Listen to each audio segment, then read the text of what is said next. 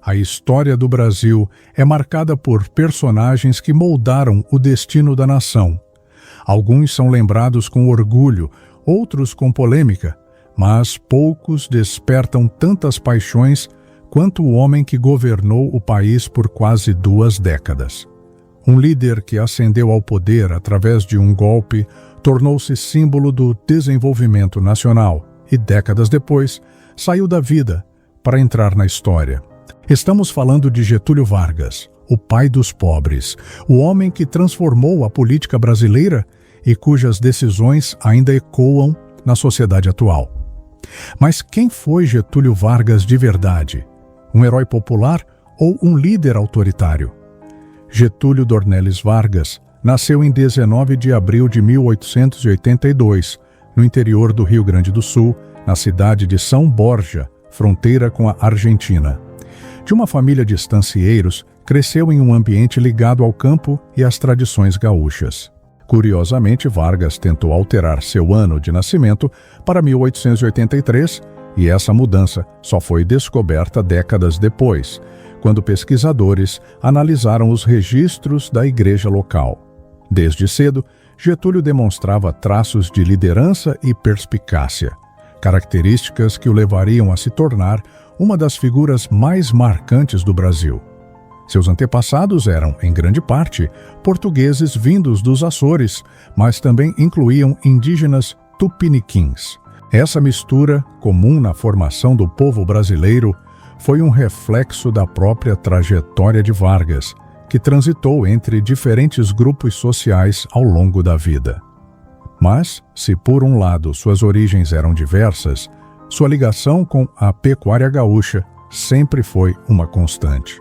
Mesmo quando já era uma figura de destaque nacional, fazia questão de manter suas fazendas e se comunicar com os eleitores no tom simples e direto de um homem do campo. A juventude de Getúlio foi marcada por um episódio controverso. Durante seus estudos em Ouro Preto, ele e seus irmãos se envolveram em uma briga que terminou na morte de um estudante paulista. O incidente levou a família Vargas a retornar ao Rio Grande do Sul, onde Getúlio ingressou no serviço militar. Com apenas 16 anos, já era soldado, experiência que lhe daria uma visão estratégica sobre o funcionamento das Forças Armadas, algo que mais tarde influenciaria seu governo. Mesmo iniciando a vida militar, Vargas decidiu seguir outro caminho, a advocacia. Em 1904, ingressou na Faculdade de Direito de Porto Alegre, onde se destacou como orador. Seu pensamento era fortemente influenciado pelo positivismo, doutrina que defendia a ordem e o progresso acima de tudo. Esse modelo de pensamento, herdado do gaúcho Júlio de Castilhos, moldaria sua forma de governar, baseada no fortalecimento do Estado e na centralização do poder. Foi durante a faculdade que Vargas deu seus primeiros passos na política. Fundou o Bloco Acadêmico Castilhista, um grupo de estudantes alinhados ao Partido Republicano Rio-Grandense, PRR. Em pouco tempo, Getúlio passou a se destacar no cenário político do Estado, sendo eleito deputado estadual em 1909. O jovem advogado mostrava habilidades conciliadoras e um jogo de cintura que o tornariam uma figura central na política nacional. Mas sua trajetória não foi feita apenas de vitórias. Ao longo dos anos, Vargas enfrentou desafios e traições políticas que testaram sua habilidade de se manter no poder. Após ocupar cargos de destaque no Rio Grande do Sul, chegou ao governo do estado em 1928, encerrando 3 décadas de domínio de Borges de Medeiros. Como governador, modernizou a administração pública e fortaleceu a economia local. Porém, o destino reservava um papel muito maior para Getúlio. Em 1930, uma eleição presidencial fraudulenta colocou o país à beira de um colapso. Júlio Prestes, candidato governista, foi declarado vencedor, mas Vargas, que representava a sua oposição, não aceitou o resultado. Foi o estopim para um movimento que mudaria para sempre a história do Brasil. a Revolução de 1930. Após a morte do seu aliado, João Pessoa, governante da Paraíba, o Brasil mergulhou em uma crise política sem precedentes. Com o apoio de setores militares e políticos descontentes, Getúlio liderou um golpe que derrubou o presidente Washington Luiz e impediu a posse de Júlio Prestes. Vargas assumiu o poder como chefe de um governo provisório, iniciando um período de profundas transformações no país. Com o controle do país em suas mãos, Getúlio Vargas iniciou um governo marcado por mudanças profundas. Seu primeiro grande desafio foi consolidar sua autoridade e neutralizar os antigos grupos políticos da República Velha. Para isso, nomeou interventores federais para governar os estados, reduzindo o poder das oligarquias regionais. Essa decisão desagradou especialmente São Paulo, o estado mais rico do país, onde a insatisfação logo se transformaria em revolta. Em 1932, São Paulo se levantou contra Vargas na chamada Revolução Constitucionalista. Os paulistas exigiam uma nova Constituição e o fim do governo provisório, acusando Vargas de centralizar o poder em suas mãos. Durante 3 meses, São Paulo enfrentou as forças federais em uma guerra sangrenta. Apesar da derrota militar, os paulistas conseguiram um avanço político. Em 1934, Vargas promulgou uma nova Constituição, estabelecendo o voto secreto e garantindo direitos trabalhistas.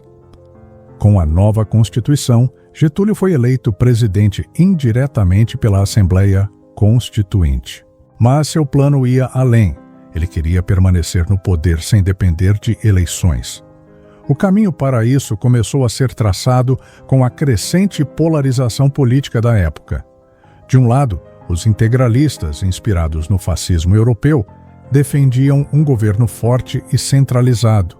Do outro, os comunistas, apoiados pela União Soviética, buscavam uma revolução socialista no Brasil.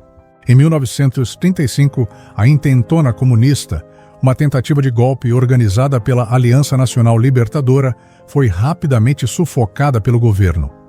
Esse episódio serviu como pretexto para Vargas ampliar seus poderes, mas o grande golpe viria 2 anos depois, em 1937, com a farsa do Plano Cohen. O Plano Cohen foi um suposto plano de tomada comunista do Brasil. Embora mais tarde tenha sido revelado como uma fraude criada pelos integralistas, na época ele serviu como justificativa para Vargas dar um golpe de Estado. Ele fechou o Congresso Nacional, dissolveu os partidos políticos e estabeleceu o Estado Novo, um regime ditatorial que duraria até 1945. Durante o Estado Novo, Vargas governou com mãos de ferro.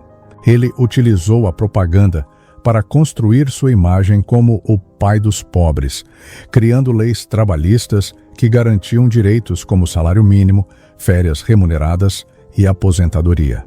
O Departamento de Imprensa e Propaganda, DIP, controlava os jornais, rádios e até o cinema, garantindo que a população enxergasse Vargas como o grande protetor da nação. Mas nem tudo eram conquistas sociais. O governo de Vargas também foi marcado por perseguições políticas, censura e repressão. O Tribunal de Segurança Nacional julgava opositores do regime, enquanto a polícia política prendia e torturava adversários. Entre as vítimas estavam jornalistas, sindicalistas e até militares que ousavam desafiar a autoridade do presidente. No cenário internacional, Vargas soube jogar com inteligência. Durante a Segunda Guerra Mundial, inicialmente flertou com os regimes fascistas da Alemanha e Itália, mas depois alinhou o Brasil aos aliados. Em troca, conseguiu apoio econômico e militar dos Estados Unidos, além da construção da Companhia Siderúrgica Nacional, um marco na industrialização do país. No entanto, ao final da guerra, com a vitória dos aliados sobre os regimes totalitários, a pressão para a redemocratização do Brasil cresceu. Em 1945, sem apoio das Forças Armadas, Vargas foi deposto por um golpe militar e se retirou para sua fazenda em São Borja. Muitos acreditavam que sua carreira política havia chegado ao fim, mas o nome de Getúlio Vargas continuava forte no imaginário popular. Em 1950, ele decidiu voltar à política, lançando sua candidatura à presidência da República. Com o slogan "O pai dos pobres voltou", Getúlio foi eleito pelo voto direto, derrotando seus adversários e provando que ainda era o líder que muitos brasileiros queriam no poder. O segundo governo de Getúlio Vargas começou em 1951 com grandes expectativas. Ele havia sido eleito democraticamente, desta vez pelo voto popular, e prometia um Brasil mais desenvolvido e socialmente justo. No entanto, o país estava dividido. A oposição, liderada por políticos da União Democrática Nacional, UDN, não aceitava seu retorno ao poder, e um nome, em especial, se tornaria o símbolo dessa resistência: Carlos Lacerda, jornalista e político que dedicaria seus esforços para derrubar Vargas a qualquer custo.